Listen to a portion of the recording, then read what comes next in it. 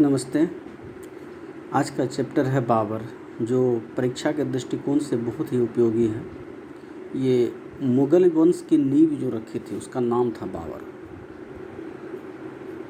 इसने मुग़ल वंश की नींव रखी थी। तो इससे रिलेटेड जितना भी ऑब्जेक्टिव क्वेश्चन है आप इसको देखिएगा, सुनिएगा और आपका टोटल ऑब्जेक्टिव प्रश्न जो है सॉल्व हो जाएगा। बाबर कौन था? बाबर मुग़ल वंश का स्थापना करने का भारत में श्रेय बाबर को जाता है। इससे पहले बाबर का जो प्रारंभिक दशा था उसको जान लेना चाहिए। बाबर 1483 से 1530 जो आपको दिख रहा होगा। बाबर के पिता उमर शेख मिर्ज़ा थे जो तैमूर वंश के थे और उनकी माता कुतुब निगार जो चंगेज़ खां के वंश की थी। बाबर जब 11 वर्ष का था तब उसके पिताजी की मृत्यु हो गई थी और पिताजी की मृत्यु होने के बाद फरगना का वो शासक बने थे। फरगना जो कि अभी सेंट्रल एशिया में है।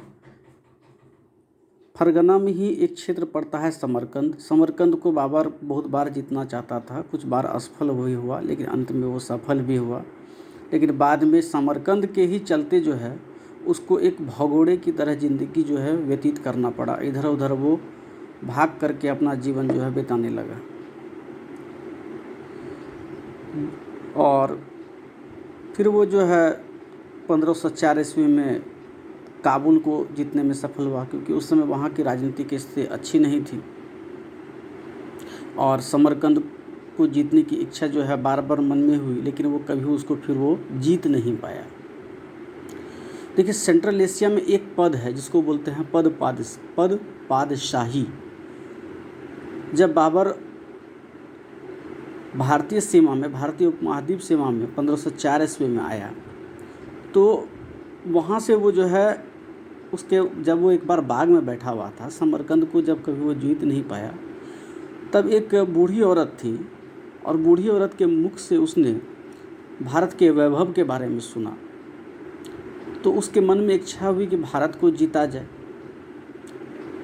1507 ईस्वी में उसने बादशाह की पदवी धारण की और 5 बार भारत में जो है आक्रमण किया। 1519 में पहला आक्रमण हुआ उसका, जिसमें कि उसने यूसुफजई कबीला के विरुद्ध ही आंदोलन हुआ था। यहाँ पे ये ऑब्जेक्टिव आपको ध्यान में रखना है कि बाबर ने भारत पर कितने बार आक्रमण किया।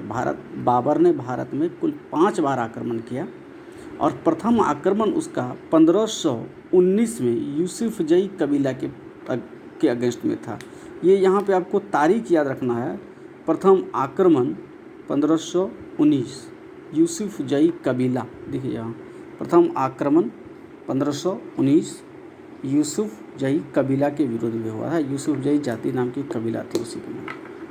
देखिए, बाबर जो था वो नक्शबंदी एक सूफी सिलसिला होता है, तो नक्शबंदी सूफी सिलसिला में एक अब्दुल्ला अहरार था, उसी के अनुयायी था बाबर। बाबर के 4 बेटे थे। अब बाबर का आप मूल्यांकन करते हैं व्यक्ति के रूप में। देखिए, बाबर को जो है इतिहासकार जो है उसको दयालु बताए हैं, उदार बताए हुए हैं और युद्ध में वो क्रूरता की नीति अपनाता था।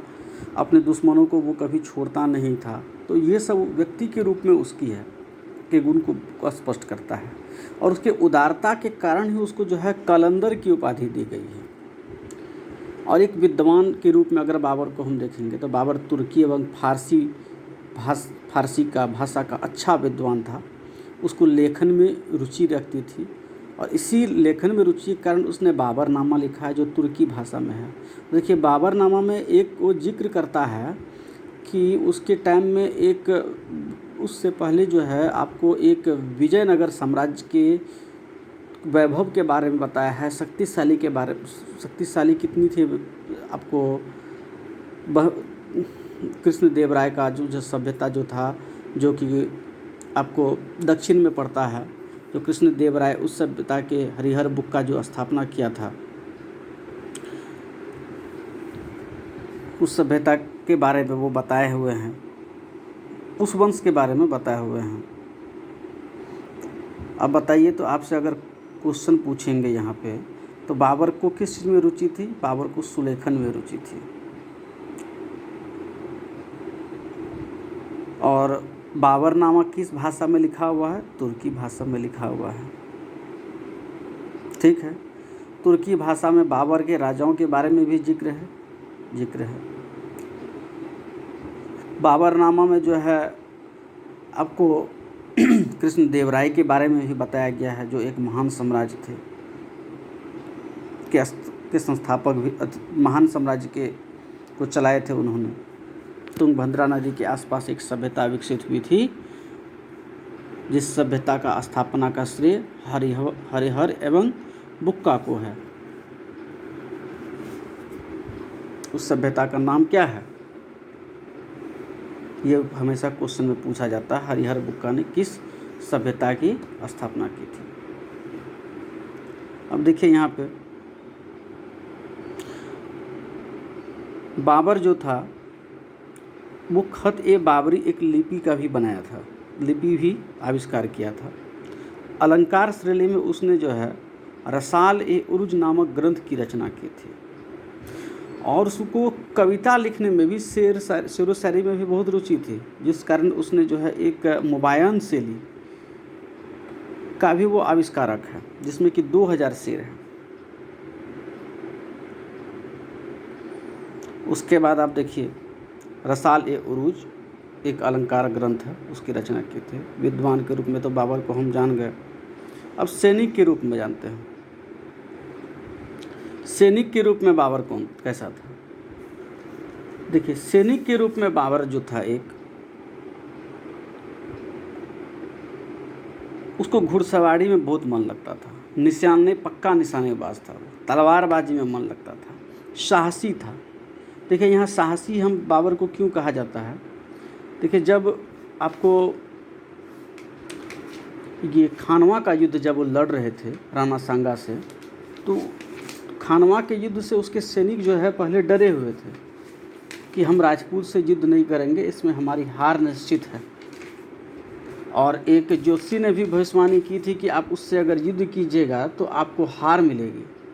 लेकिन बाबर ने जो है एक ओजस्वी भाषण दिया और गाजी की उपाधि धारण की, और उन्होंने इसमें जो है एक धार्मिक नारा, जिसको जिहाद का नारा जो है वो भी दिया था, समझे ना। तो इस कारण से जो है ये धार्मिक नीति को भी उसका जो है बताता है बाबर को। इसमें उसने जिहाद का भी नारा दिया था खानवा के युद्ध में राणा सांगा के खिलाफ, और उसके साहस को भी बताता है जो उसने ओजस्वी भाषण को देकर दिया था। देखिए कला एवं संस्कृति प्रेमी भी था, बागवानी में भी उसका मन लगता था। और युद्ध नीति देखिए सबसे इम्पोर्टेंट है यहाँ पे, पानीपत की युद्ध 1526 ईस्वी में इब्राहिम लोदी से लड़ा था। देखिए जब इब्राहिम लोदी से लड़ रहा था तो उसमें उसका एक उस्ताद अली और मुस्तफ़ा जो निशानेबाजी में प्रवीण था, पानीपत के युद्ध में बाबर की ओर से लड़ा था। 1527 खानवा का युद्ध बाबर का ये सबसे महत्वपूर्ण युद्ध है, जो राजपूतों के खिलाफ लड़ा गया था राणा सांगा के विरुद्ध। प्रारंभ में मुगल सेना हार गई थी, लेकिन अंत में जाते जाते जब राणा सांगा को तीर लग गया और घायल हो गए थे, तब उस संबंध में जो है सेना में जो है भगदड़ मच गई, जिससे इसमें हार हुई थी राणा सांगा की। उसके बाद आता है मेदिनी राय, जो खानवा के युद्ध में लड़े थे राणा सांगा की तरफ से 1528 ईस्वी में। और लास्ट में जो है अफ़गानों से युद्ध हुआ था गंगा के पार धाधरा नदी के आसपास, जिसमें महमूद खान लोदी, ये नोट कर लीजिएगा, महमूद खान लोदी उसमें अफ़गानों का नेतृत्व कर रहे थे।